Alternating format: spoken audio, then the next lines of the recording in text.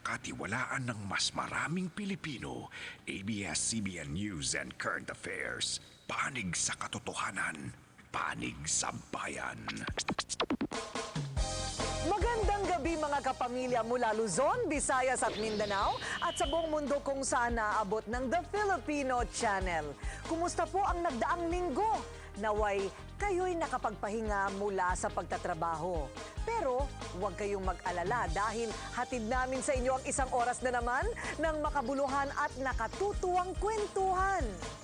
Sa ating buhay, may ginagawa tayo na dapat lamang na ipagbunyi, ikagalak at ipagmalaki. Pagpapatunay na tayo'y may nagawang mabuti, tama at kasalu-saludo ika nga.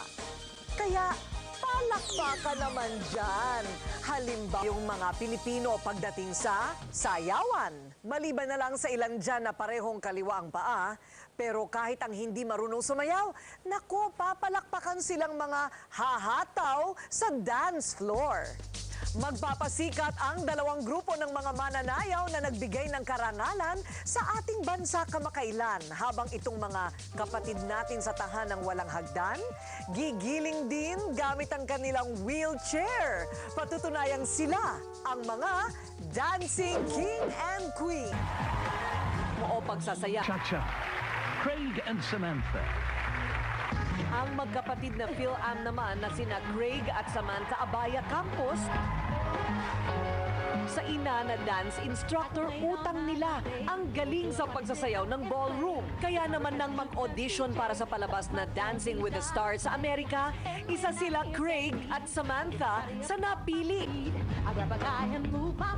I'm Craig and I'm 13 years old. And I'm Samantha, and I'm 11 years old. Dance with your sister is kind of hard. Okay, just chill. I know. When we really have a bad fight, it shows in our dancing. A lot. Okay? No!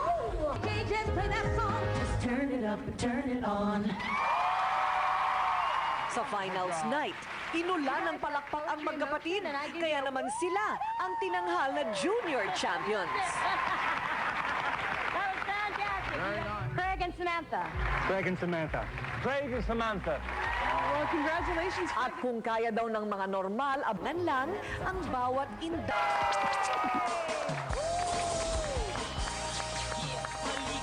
Balitaan at kakampi, Corina Sanchez, hanggang sa susunod na edisyon ng paborito ninyong kakwentuhan tuwing linggo ng gabi.